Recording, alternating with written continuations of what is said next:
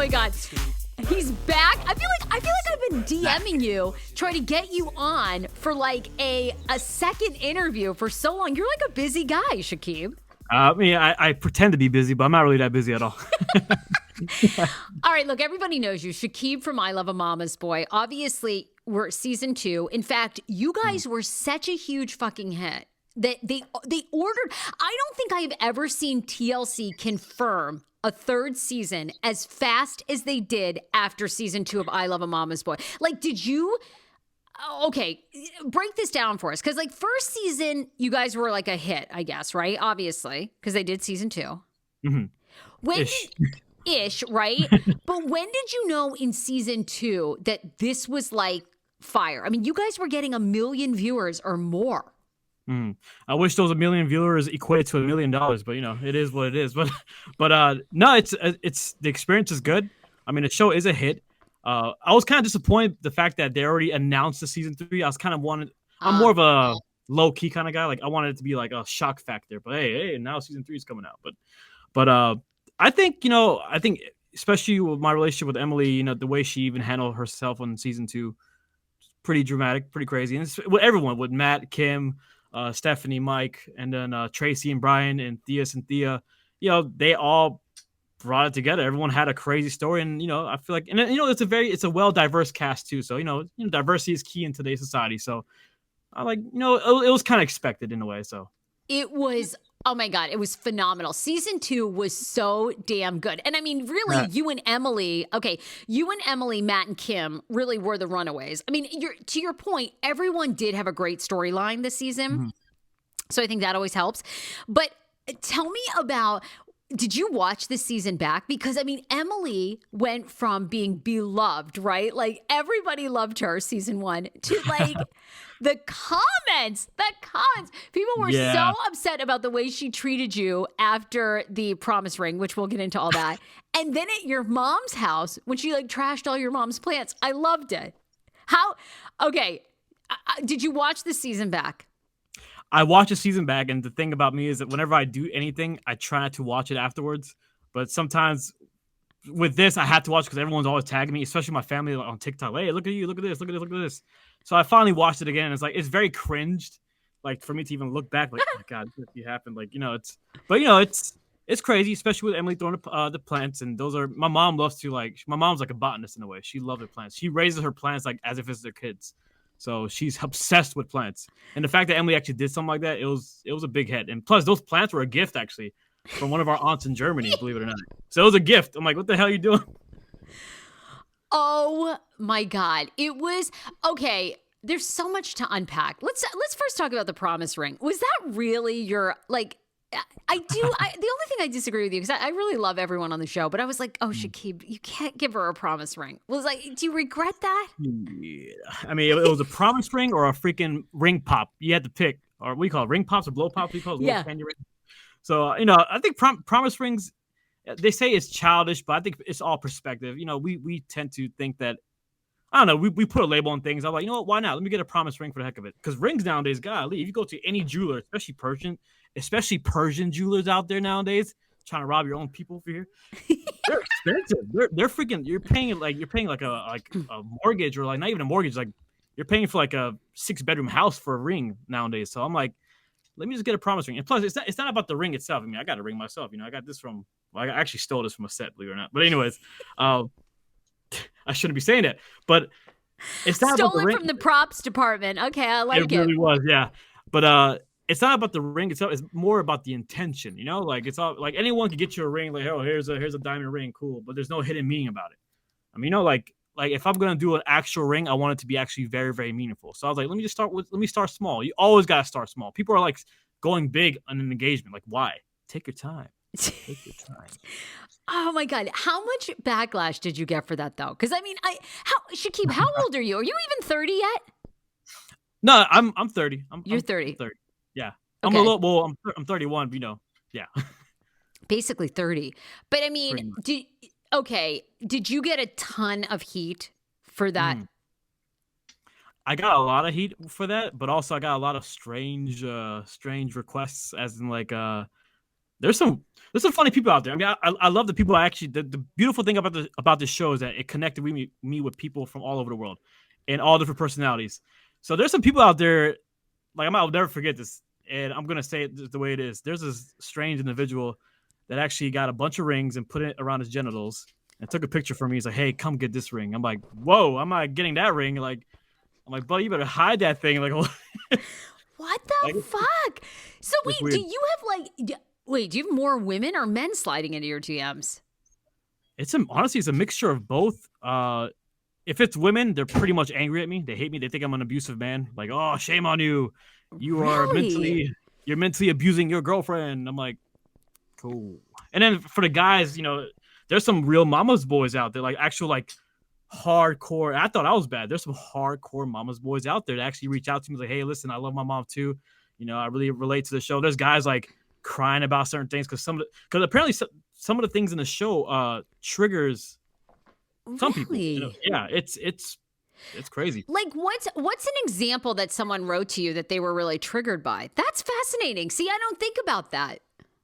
Oh, mainly there are some people that lost their parents through cancer, both mothers and fathers.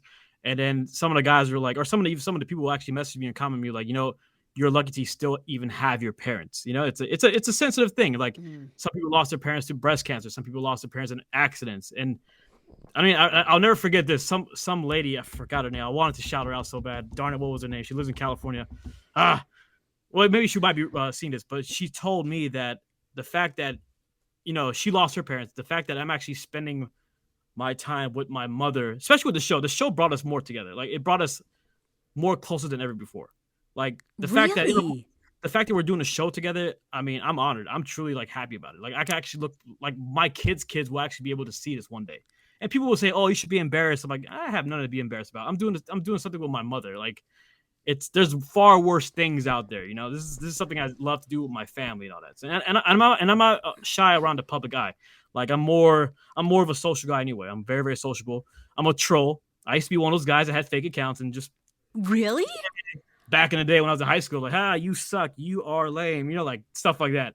So I kind of understand where trolls are coming. Yeah. Isn't that ironic? Like, okay, your high school, obviously, like you're immature, so you used to be a troll, but then like you get trolled all the time now, right? Yeah. It's good. It's a good thing too, if you think about it, because I put it this way. It kind of gives, even for yourself, for your platform. I love the haters. They're taking the time out of their own life. They could be doing something else in their life, but they're taking the time to go to your page, to acknowledge your existence, to write you something. That's a blessing. You should be like, "Hey, I'm honored for you to get on my page and write something. Thank you." I am thankful for every comment because too, with the algorithm, every time somebody comments, it just helps your fame, your popularity, good, bad, and fine. You want to hate? Absolutely. Absolutely, exactly. And we gotta cherish it. It's fun. But like I said, like every now and then, people are open. I mean, people are entitled to their opinions. Sorry, sure. I'm over here looking this way because this microphone is gigantic, for God's sakes. You have a huge microphone. But people are entitled to their opinions. They can say whatever they want. It's fine. I mean, they could own it. But sometimes, some people just take it to a full extent, a full degree, and then especially with your platform, especially with anyone in the public eye, when you kind of retaliate back in a very sarcastic, funny way, they get offended. Like, how could you say that about me? Look, you guys are human beings. You're doing the best you can. You're amazing to pull back the curtain and share your life with all of us. And that's really annoying. I mean, I would think from your perspective, and mine too, there's a lot of times that I want to write back to people and argue with them about something. But I'm like, first of all, I know, being like you, they're going to screenshot it. Like what I say is going to have a lot more that people can twist it and do whatever. So I don't respond. I really don't respond a lot of the time. I think there's a Facebook group with your stuff on it too, believe it or not, Sarah. You should look into it because there's a Facebook group. Oh, great. Bunch of weirdos. They have a Facebook group with our show, and then every time we respond, they're like, "Look what he said. He is a bad person." And there's one for you too, believe it or not. There's one for you. I got to find it for you and link it to you. It's great. weird. It's like, I guess it's a sense of validation for them to feel good about themselves. I don't know, but hey, whatever. Okay, so you have the guy that puts a bunch of rings on his dong, sends you that picture. What else did? Okay, that was like a big moment. I mean, I loved that moment. I did have to say I disagreed with you. I think that you should have bought her an engagement ring. I mean, Emily seems like a woman. You know, she's high class. I mean, she wants a $30,000-$40,000 ring, which I do think is an extreme ask for you. I mean, that's a lot. Like, I could see you guys over the years upgrading to that. I think that's a lot. But the promise ring, did Layla talk you into that? Or was it truly your idea?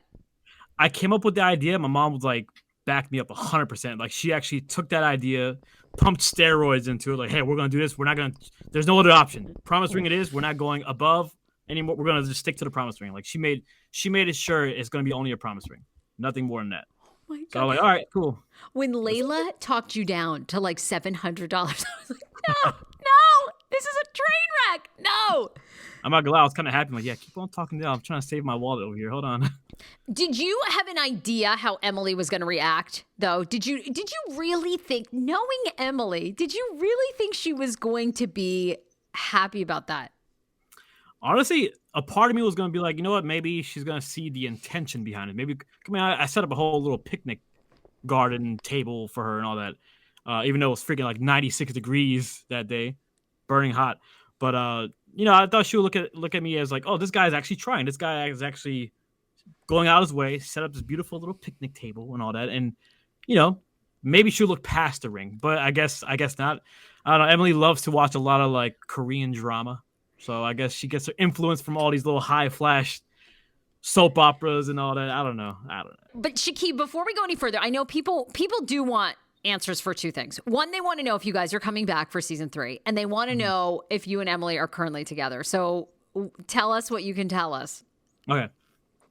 I don't know. A lot of people has been asking me like, oh yeah, there's gonna be a season 3. Are you guys gonna be in it? I mean, I don't know. You guys gotta tell me. I mean, we've been the most hated in a way, in a sense. But hey, if there's a season 3, if we do come back, I don't know. Maybe I'm with Emily. Maybe I'm not. I mean, heck, maybe I have a sugar mama now. I don't. Maybe a sugar daddy. Maybe a sugar daddy.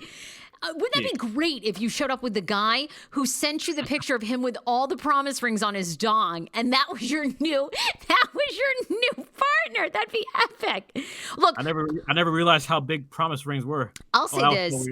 I have an inkling. I know, and a lot of people probably don't know this, but you guys are contractually lots of times in situations, there's things you can say, you can't say. My prediction is you guys are coming back. You were huge on season 2.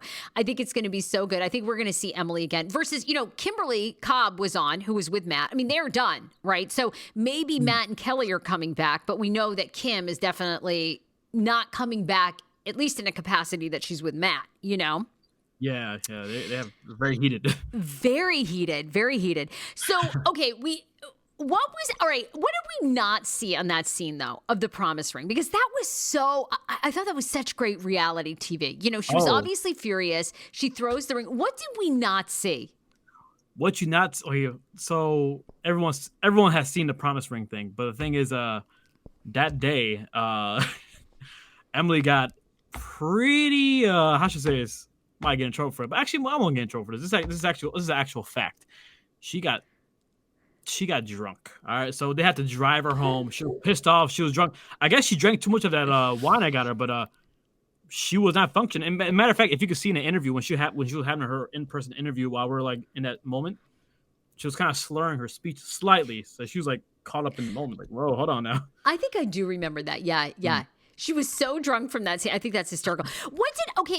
Give us the scoop, too, with Layla. Because, what was fascinating? Layla and Emily in season 2 seemed to really have this moment where they came together, where your mom, I thought, was like the most open and sincere we'd ever seen Layla, right? When they were at the spa.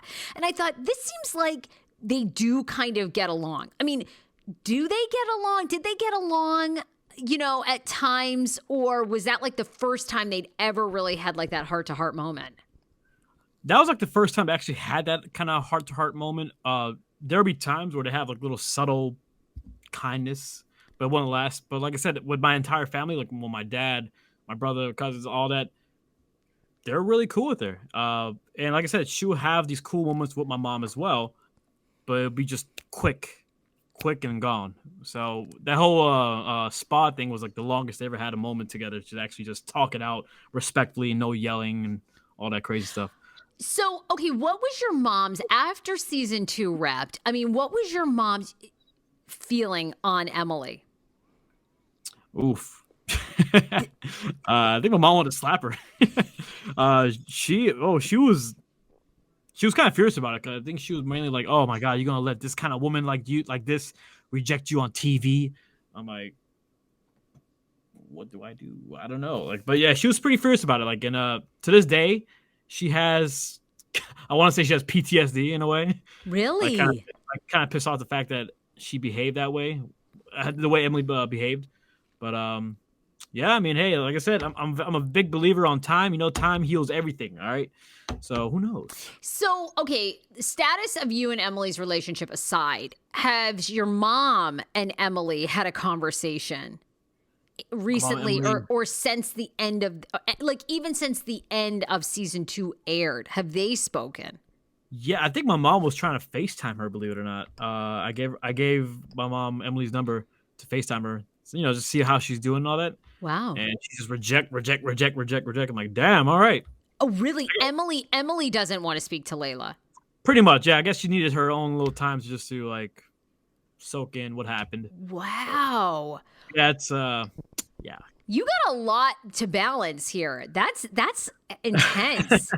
What do you know, okay, in being on the show 2 seasons, you and Emily obviously have had your highs and lows. I mean, do you feel like you guys can have a healthy relationship where, you know, Layla can at least, if you guys were to stay together, that Layla will accept this? Obviously, it sounds like your siblings do, your dad does. But do you think you could recover from what happened season 2 and your mom and Emily could have a decent relationship? Oh, absolutely. Like I said, you know, sometimes when the cameras are not rolling, you know, there's some good moments, there's some bad moments still, but I mean, it's recoverable. Like I said, I'm very, very optimistic. You got to be optimistic. I mean, that's my whole philosophy in life. Always have a positive mindset and just keep on going. I know I sound like a hippie right now, but it's all good. But I believe so. I believe our relationship could get better. Relationship is not you can't clap at one hand. All right, it takes two to make a relationship work. And my biggest thing with relationships nowadays, I mean, I know that I have my mom interfering with the relationship. It's just like the relationship is between two people. You know, no one else should be involved, and that's Sure. that's what I'm, like. Not even your brother, your sister, your cousin, your best friend. I always believe if you have a third person, like that's another reason why even with Emily, the thing about her, she doesn't really have a lot of friends. She keeps her circle super small, and I'm like, I respect that because you don't need that many friends. I always have this philosophy that your hands should be the indicator of your life. This is how much meat you should eat. This is how much rice you should eat. This is how much noodles you eat, how much water you should drink, and this is how much friends you should have. All indicated in your hand. All right, that's my crazy philosophy. So there's no point of having too many friends because I feel like the more people you have in your life, the more damage is going to be done. And plus you never know people's intentions. So that's why with Emily, besides my mom being between, you know, there's hope. There's hope.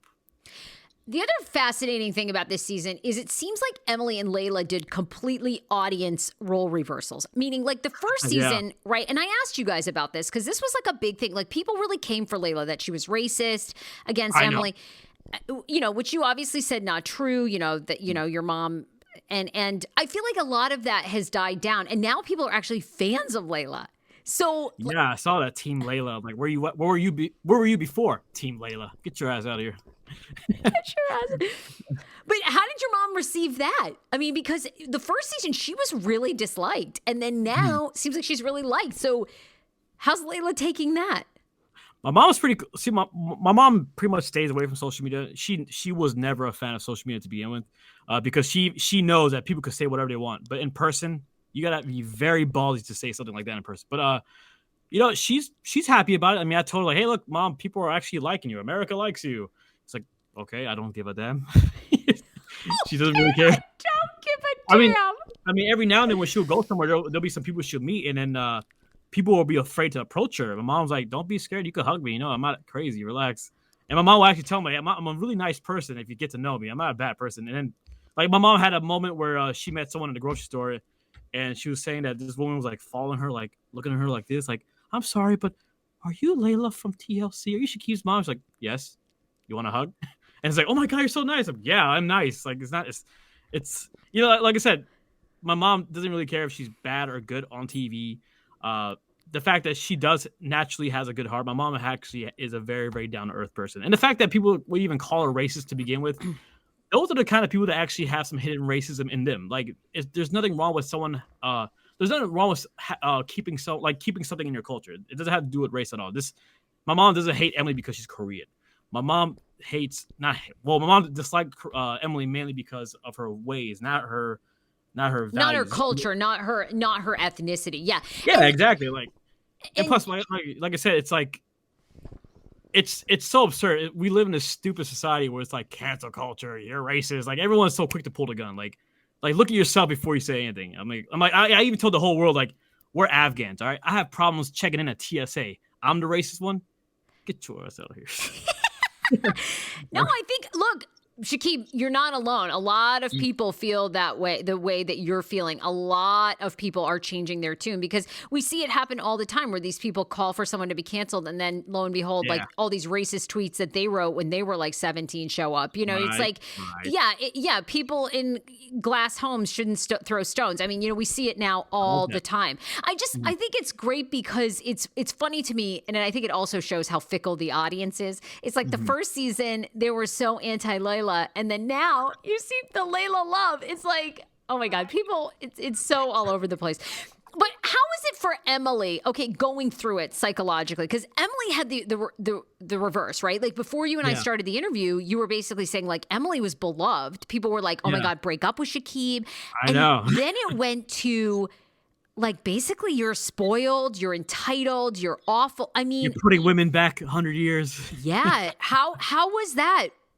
When it was, I mean, she took it in, and I think Emily kind of adopted the ways of my mother.